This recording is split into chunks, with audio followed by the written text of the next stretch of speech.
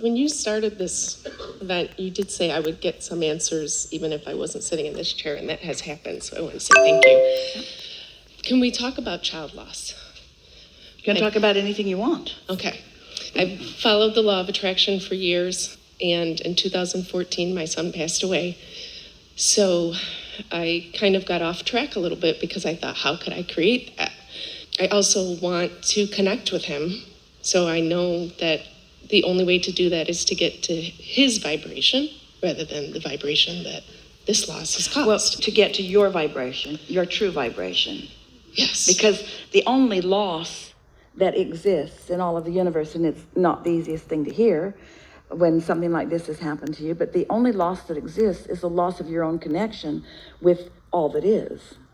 And so we certainly get it that you can stand in a place where your perception is that you've lost something, and that experience alone would cause you to focus in a way that would pinch you off. But the true loss is what's pinched off, not that. Feels like that's what's lost, but that's just the reason that you're losing your connection, and your connection is what you're feeling the loss of. So how do I bridge that? Well, first by trying to hear those words a little bit.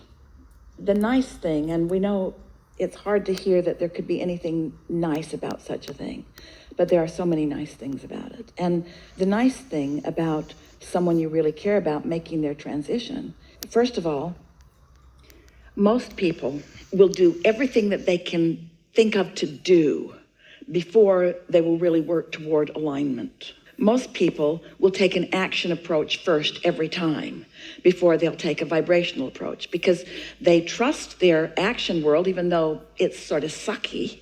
It's so mediocre and very little power in it, but most people will go there first because they understand the physics of moving stuff around and things like that. And so usually it doesn't require that kind of what you call loss in order to get your attention. But most every time that happens, it does cause a different focus. And in that different focus comes different understanding. And so the most wonderful thing about that is that your son cannot reproduce himself in order to fill the void for you.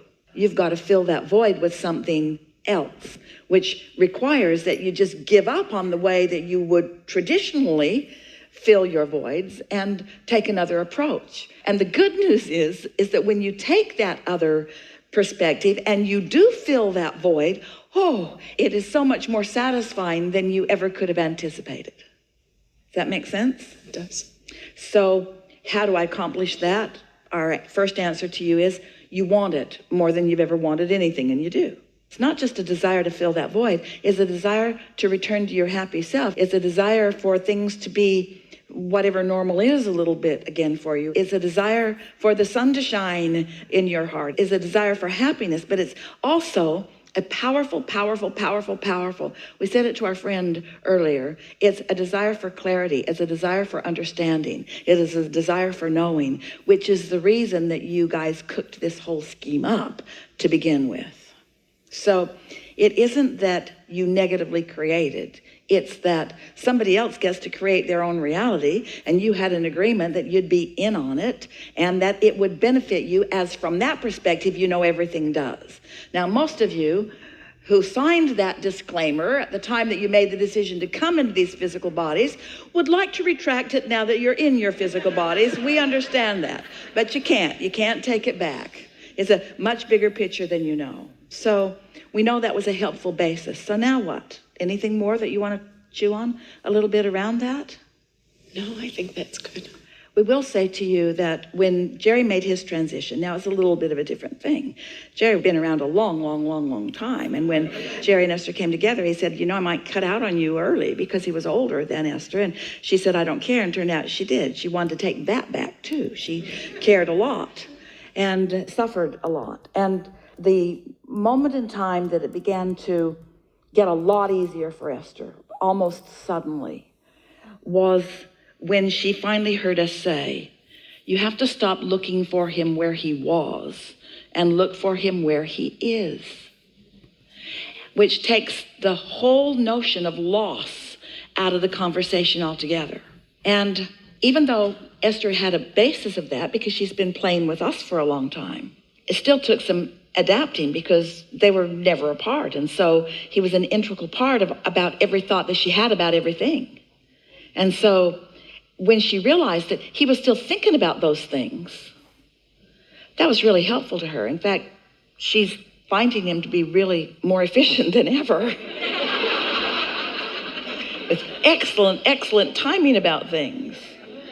So you want to talk any more about any of that, or are you feeling? I think I'm okay.